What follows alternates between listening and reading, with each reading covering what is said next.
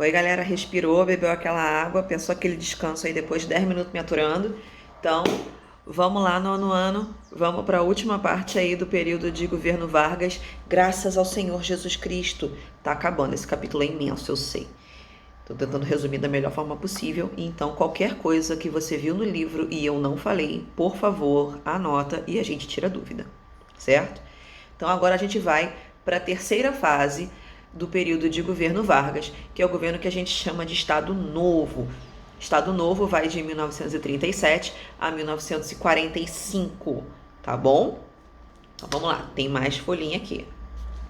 Sejam pacientes comigo, eu tô tentando reduzir da melhor forma possível.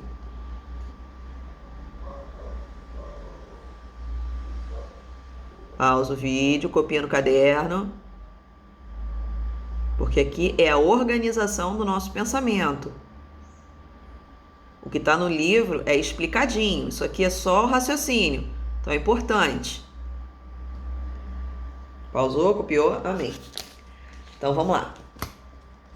Quando a gente fala de Estado Novo, a gente vai ter que falar de uma coisa muito importante, que foi a primeira etapa que possibilitou que esse período de Estado Novo fosse concretizado. Ele saísse da ideia, saísse da cabeça da pessoa que teve essa ideia e fosse de fato concretizado, fosse de fato implementado no governo brasileiro, tá bom? E o que foi isso?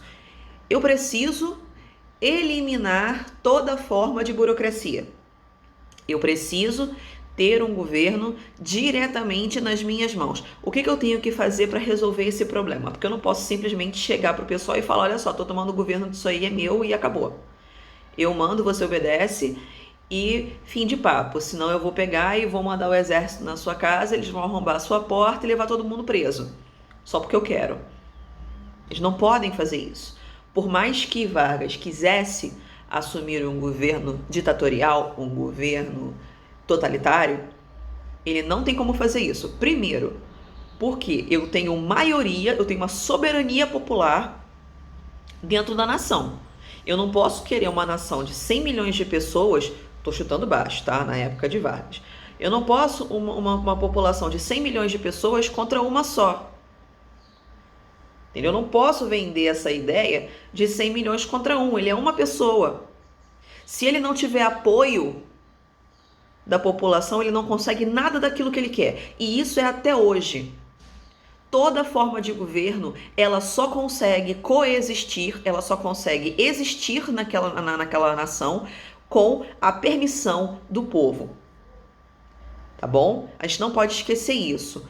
O governo, ele governa para o povo e com a permissão do povo. Porque se a população for para as ruas e não concordar com isso, ele não faz uma vírgula. Ele não coloca nada em prática. Ele não assina um documento. Pode assinar 20.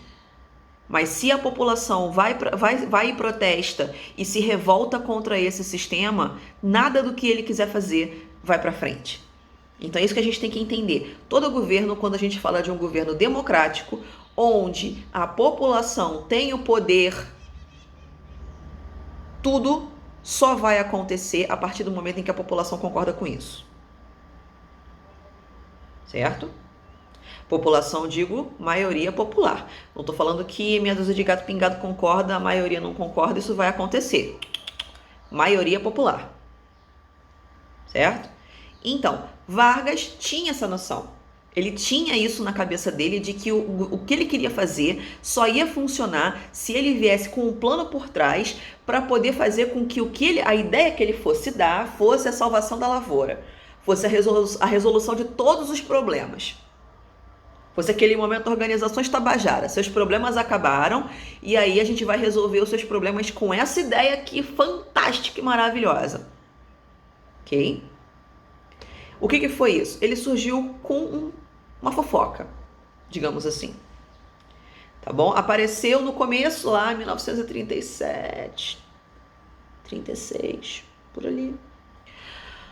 Surgiu, vindo assim, passarinho verde me contou, de que tinha uma tentativa de regimes comunistas de tomar o Brasil, células comunistas infiltradas no Brasil, E eles tinham a intenção de derrubar o governo e formar um novo país comunista. Lembrando que naquela época o termo comunista era muito assustador para as pessoas tinham uma ideia muito errada, muito torta sobre um regime, sobre um governo de esquerda, como um governo socialista, tá? A gente tem que manter isso na cabeça. E aí, qual foi a ideia? Surgiu um tal de plano Cohen, tá ali, inclusive lá no comecinho, né? Aquele resumo. O que foi esse plano Cohen? Foi um plano que Vargas disse que estava sendo aplicado aqui no Brasil com uma tentativa de derrubar o governo e implantar um regime socialista, um regime comunista no Brasil, através de células terroristas que estavam vindo para cá e se infiltrando na nação de forma clandestina com o objetivo de tomar o poder. Quando ele fala isso em cadeia nacional, a população fica apavorada. Porque quando você imagina uma invasão terrorista, na sua cabeça automaticamente vem como algo ruim, como algo que está vindo para cá para fazer lavagem cerebral em você e te dominar e praticamente ser uma abdução alien. É isso que vem na sua cabeça, algo muito, muito, muito ruim e que você não sabe de onde vem. E pior, talvez o seu vizinho seja um desses. Esse era o grande terror. Certo? Esse plano nunca existiu. Só para deixar claro, era uma farsa inventada por Getúlio Vargas com o objetivo de fazer o quê? Implantar o terror e ele vir como salvador alado. Eu sou a solução de todos os seus problemas, me obedeçam, sigam as minhas instruções e eu vou acabar com essa ameaça comunista que nunca existiu. Essa ameaça comunista nunca existiu. Mas eu vou cuidar. Eu vou resolver, eu sou o cara, eu sou a solução dos seus problemas. Essa é a história, o peixe que ele está vendendo. Certo? E aí, quais são as ideias malucas que Vargas vai trazer para supostamente resolver esse problema? Ele vai fechar o Congresso, porque ele vai instaurar estado de sítio e depois estado de guerra no Brasil, que é isso que acontece. Quando você instaura estado de sítio, estado de guerra no Brasil, o Congresso é fechado para que todas as atitudes, todas as ações sejam tomadas diretamente pelo presidente. Lembra daquela parte da ameaça externa? Então, isso aí. Ele vai extinguir os partidos políticos, afinal de contas as eleições foram suspensas nesse período. Você não vai ter mais eleições. Então, se não tem eleições, não precisa de partido político. Então ele extingue todos os partidos políticos, menos o dele. E ele vai pedir, solicitar uma nova Constituição, já que a antiga não previa isso. Então ele vai instaurar uma nova Constituição. Nessa brincadeira vai surgir uma coisa chamada DIP, D-I-P, DIP. É uma sigla que significa Departamento de Imprensa e Propaganda. O que é isso? O governo vai criar um departamento que vai fiscalizar, que vai monitorar tudo aquilo que é publicado pela imprensa e pela propaganda. Imprensa e propaganda, leia-se jornal, noticiário de TV para quem tinha, né, que era um artigo de luxo na época, mas principalmente rádio. Então, tudo aquilo que fosse ser publicado nos jornais, que fosse ser passado nas rádios antes de ir ao ar, tinha que ser enviado para a DIP e a DIP ia avaliar se aquele conteúdo ele poderia ser publicado ou não. Então, o que acontecia? Isso é o início da nossa linda censura, né? Porque só ia ao ar tudo aquilo que era favorável ao governo de Getúlio Vargas. Aquilo que não era favorável ao governo de Getúlio era considerado comunista, era considerado uma tentativa de enfraquecer o governo para que os comunistas tivessem mais poder e era automaticamente censurado. Você não tinha como veicular aquilo ali. Certo? Outra coisa que vai surgir, né? Nem só de desgraças vive a população brasileira nessa época. Vão vir algumas coisas boas, né? Porque ele precisa de o quê? Apoio popular. Se você não tiver apoio popular, ele tá lascado no Corinthians. Então, qual é a solução que ele fez para agradar a galera que estava do outro lado da moeda? Ele vai criar as leis trabalhistas, a CLT, que seu pai e sua mãe, graças a Deus, estão filiados até hoje, esperamos que durante muito mais tempo. O que é a CLT? É a carteira de trabalho, que teu pai e tua mãe têm assinada, caso ela não seja autônoma, né? Ela tem lá assinada a carteira de trabalho, que garante direitos trabalhistas a ela. Como?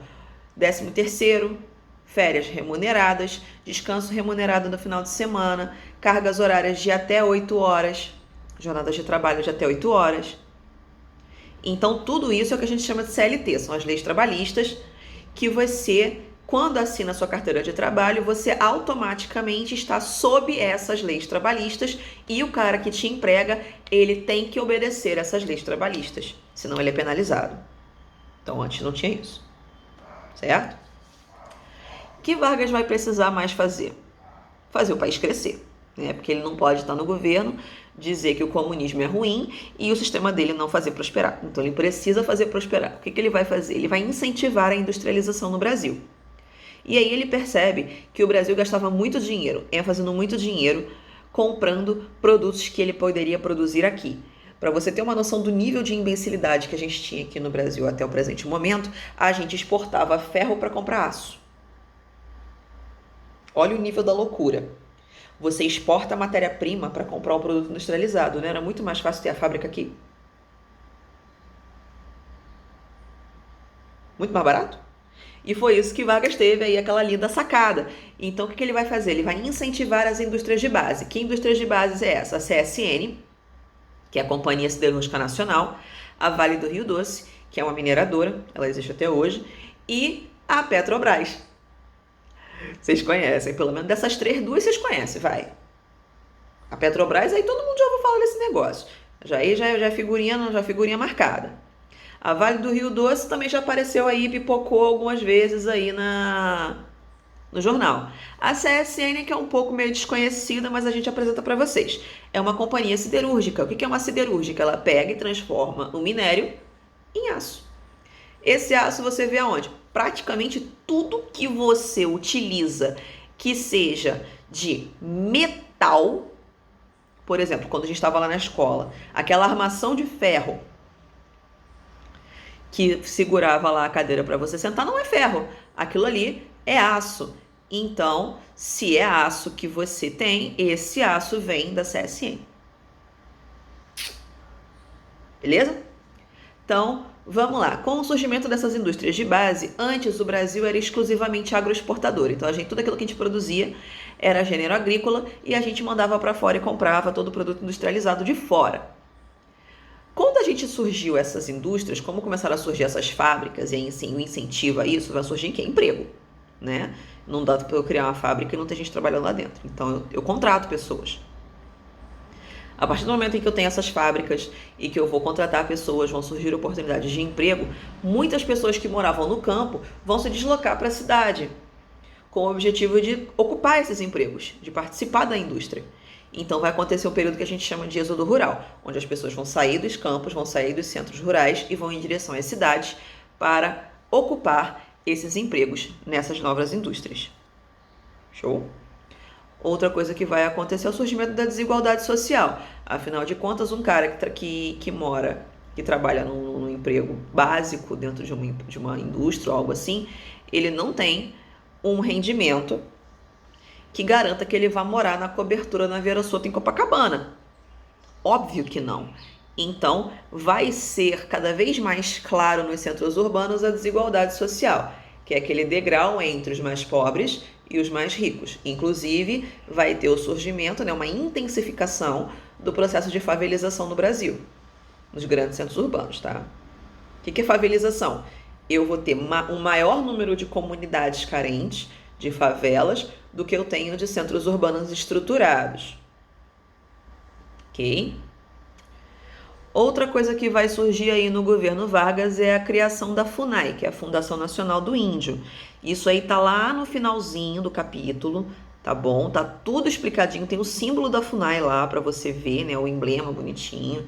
O que vai fazer, o que estipula, o que a FUNAI prevê com essa nova formação, as reservas indígenas, quais são os territórios. A reserva do Xingu, por exemplo, é ela que estipula, a FUNAI que estipula. Tem aquele filme também, o Xingu, que é muito bacana, que vocês podem assistir, fala sobre a formação da reserva do Xingu, do Alto Xingu e do Baixo Xingu. Então, é muito bacana. Tem muita coisa ali, inclusive fala sobre os direitos de propriedade, os direitos à terra do índio e a função do Estado como protetor dessas terras, ok? Então, deem uma lida no capítulo. O que vocês não entenderem que eu não falei, anota que naquele tempinho que a gente tiver lá de um dia, de um tempo, a gente tira todas as dúvidas. E se possível, por favor, meus amores, façam os exercícios do capítulo, tá? Eles são importantes, eles ajudam vocês a entender a matéria. Qualquer coisa, tem e-mail, pode me mandar, ou então você pode deixar um recadinho lá na plataforma, tá bom? Beijo, amores.